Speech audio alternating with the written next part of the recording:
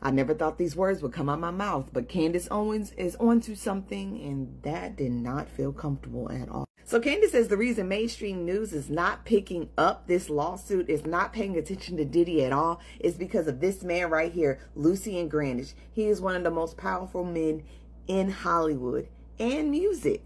And he been up in Diddy's room. So this man right here is Sir Lucian Charles Grandage.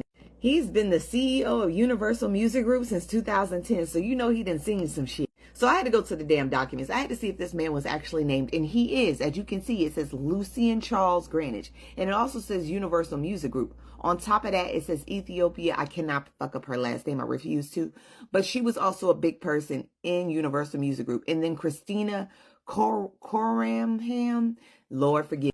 But she was like Diddy's second hand. And here on page 4, they are all listed by name and picture and description.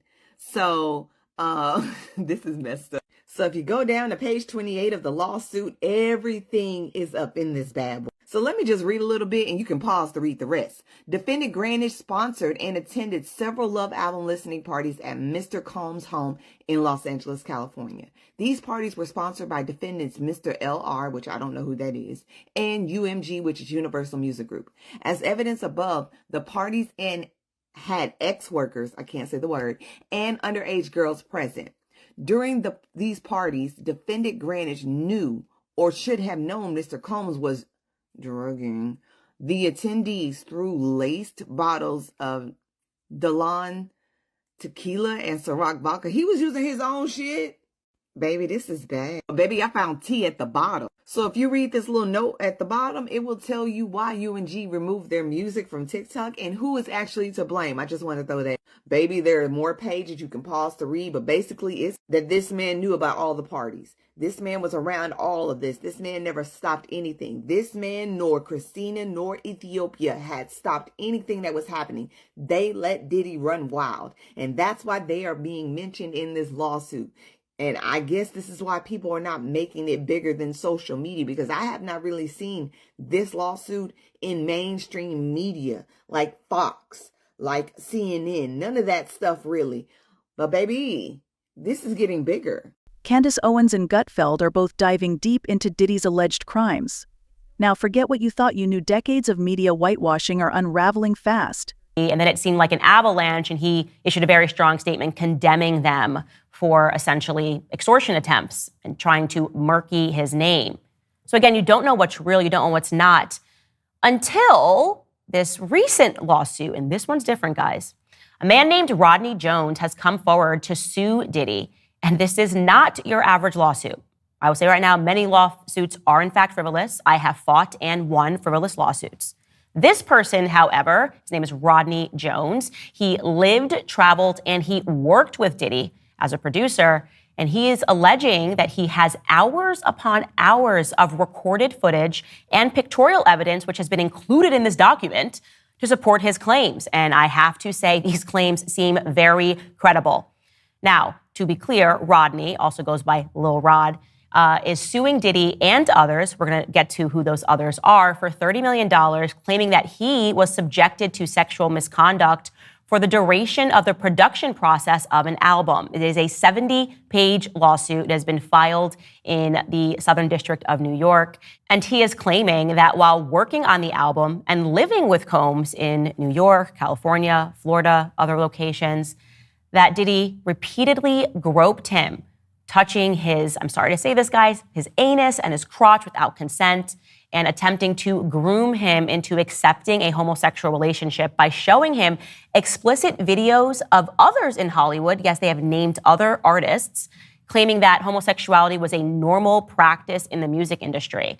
He's also claiming that Diddy would walk around the house naked and force him to watch him shower, and is alleging that he went forward and told Diddy's chief of staff, Christina Karam, about this. And Christina came back to him and said, well, you know, Sean will just be Sean. So we're going to go through some of these explosive claims. Again, right at the top, I'm going to make it clear so that I don't get sued that these are all allegations. Everything that I'm going to say after this is an allegation that is being claimed by Rodney in this lawsuit document, which we will include as a link for you guys if you are watching this on YouTube. So let's go through the big claims. Ready? Number one, this is perhaps the biggest claim, is that Diddy and his son murdered someone in plain daylight and got away with it. There's apparently a man that they know, that everyone who works with Diddy knows, that they can call and they essentially will get everything cleaned up. And they are implicating the LAPD in this madness because they produced fake reports. And he's got some real good evidence to back up these claims. He says that one evening during a camp that they were running with several musicians, Mr. Combs and Jay Combs were in a heated conversation with somebody named G. And while this conversation was moved out of the studio and into a restroom that was adjacent to where Jones was sitting, he heard approximately 2 feet away from him again, Mr. Jones is the producer that's suing him, gunshots suddenly ringing out. He recalls hearing multiple gunshots. Mr. Jones immediately went into a state of shock and fear that he would be shot next. He genuinely believed that he would be shot through the door due to how close he was. After the shooting ended, a crowd gathered around the restroom. When the door finally opened, Mr. Combs and his son exited. G was lying on the restroom floor in a fetal position, holding his stomach and bleeding out of his leg and his hip area. Everyone stood around and looked up at him. Frustrated by the lack of aid that was being provided, Mr. Jones, the producer that's suing again, dropped everything, ran to the guy, and immediately began placing pressure. As he was applying pressure on his stomach, he realized that G was gushing blood from another area. He decided to lift G up and place him to sit on the toilet, and he asked the crowd to call the ambulance. Now, here is what is interesting. The ambulance does arrive, and Mr. Combs, according to Mr. Jones, Diddy gives strict instructions to inform the police that he had nothing to do with the shooting. He also forced the... Candace goes in on a lawsuit by Lil Rod, one of Diddy's ex-producers. Now, she's convinced that Diddy's guilty and that his defense is super weak, claiming Lil Rod is just trying to get money. That they all come and they have these drug-fused parties with underage boys, with underage girls. And throughout this lawsuit, he names multiple current rappers that have been involved in these parties and are therefore existing under blackmail, right? So if you can suddenly record somebody and they're hooking up with a person that is underage, if you're doing drugs and Diddy has cameras on it, well, then Diddy owns you, which leads me to think, what even is gangster rap? It's a question that I have been asking a lot. It seems to me that there is something intentional, that they are intentionally feeding us filth via the media. And I wonder if a lot of these artists are existing within this blackmail ring. And also, where have we heard this before? Oh, yes, of course, Jeffrey Epstein, who was bizarrely protected. He was clearly an asset of not just the CIA, but also potentially the Mossad, very much involved with the Mossad over in Israel. And he, too, had so much access, so much wealth, and he got away with it for years, procuring what very clearly is blackmail on politicians. So what we are recognizing is that this ring also exists within Hollywood. Explosive allegation number 3 was that there's even a Ghislaine Maxwell, so to speak, a madame, and that is the other woman that is listed in this lawsuit, his chief of staff, Christina Karam. I don't know how journalists aren't interested in figuring out who this woman is. Her job, as alleged in this lawsuit, was to keep Diddy high. I'm going to tell you what this lawsuit says explicitly about her. According to Mr. Jones, during the 13 months he lived and traveled with Diddy, he witnessed defendant Karam openly order her assistants to keep Mr. Combs high off of gummies and pills. Defendant Karam required all employees, from the butler, the chef, to the housekeepers, to walk around with a pouch or a fanny pack filled with cocaine, GHB, ecstasy, marijuana gummies, and Tukey. I don't know if I'm saying that right. That's a pink drug that is a combination of ecstasy and cocaine. It was important to the defendant Karam to have Mr. Combs' drug of choice immediately ready whenever he asked for it. She also ordered, allegedly, sex workers and prostitutes for Mr. Combs and would order the distribution of ecstasy, cocaine, GHB, ketamine, marijuana, and mushrooms to Mr. Combs and his celebrity guests who were present on his rented yacht and in his homes throughout LA, New York City, and Miami.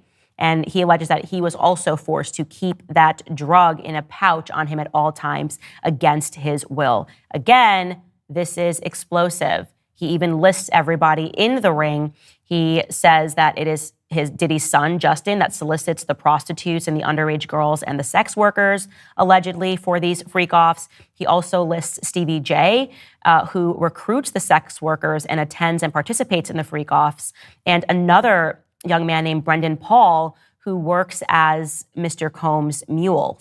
He acquires and distributes all of the drugs and the guns.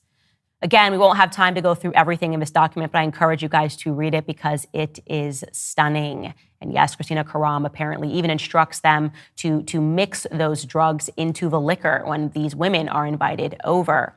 So why is the media not interested in this story? Well, here is explosive allegation number 4 coming from this lawsuit. That the person who sits at the top of this ring potentially is Sir Lucian Graham. The media's been hiding a lot about Diddy, but now all these leaks are changing everything. People are finally seeing the real man for who he is.